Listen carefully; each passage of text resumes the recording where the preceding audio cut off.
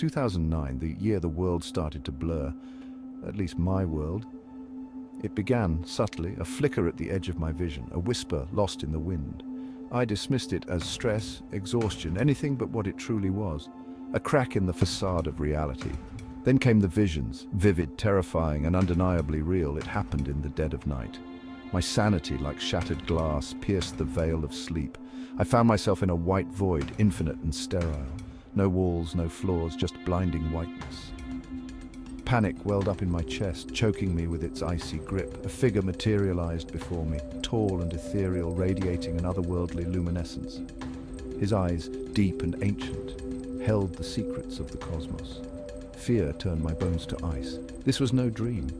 This was something far more profound, far more terrifying. He spoke, his voice a symphony of a billion stars echoing through the emptiness. I am the architect, he boomed, the weaver of destinies, the sculptor of worlds. Every word vibrated through me, a physical manifestation of cosmic power. He spoke of creation, of galaxies, birthed and extinguished with a thought. And then he spoke of Earth, our pale blue dot, and its impending doom. The architect, his expression grave, revealed the fate that awaited us. The year is 2035, he intoned, his voice heavy with sorrow. The seeds of discord sown long ago will blossom into chaos. My mind reeled, struggling to grasp the enormity of his words. The world I knew, the world on the brink of collapse, was but a prelude to something far more sinister. He painted a horrifying tableau of global conflict, a tapestry woven with threads of hatred and desperation. China, a slumbering dragon awakened, would unleash its might upon the West. The United States, weakened by internal strife and economic turmoil, would crumble under the onslaught. His words struck me like thunder, each syllable a blow to my sanity. My mind, desperately clinging to the familiar, screamed in denial. This couldn't be true. It was madness.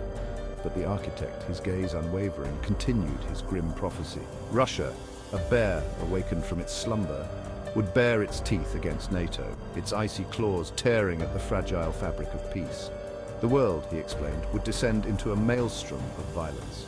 Nations would clash, fueled by ancient hatreds and insatiable greed. Millions would perish, their cries lost in the din of war.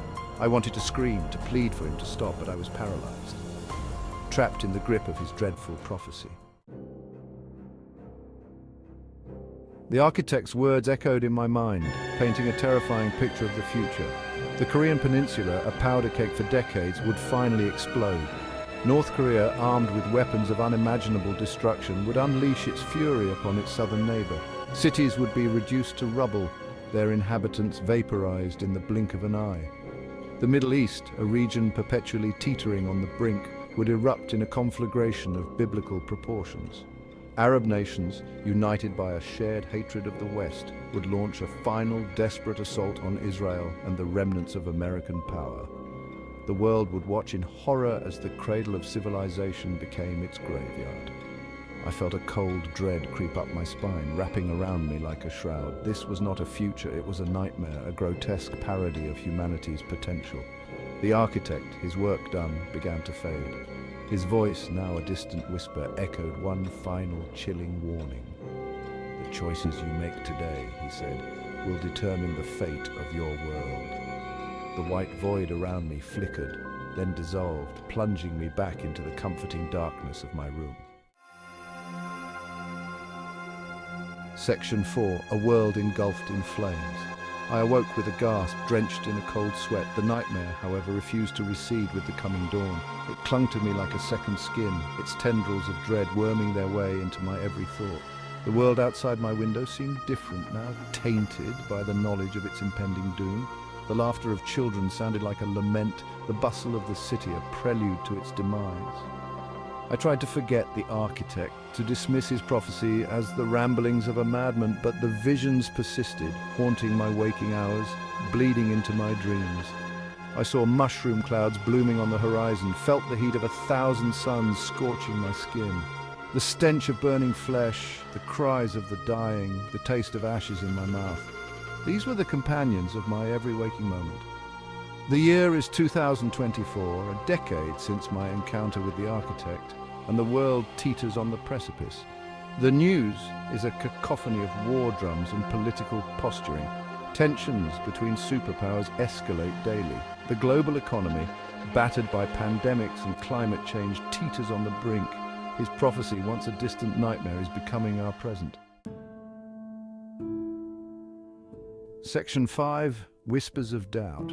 There are days when doubt creeps in, days when I question the validity of my experience. Maybe it was just a mental breakdown, a psychotic episode triggered by a world on the brink.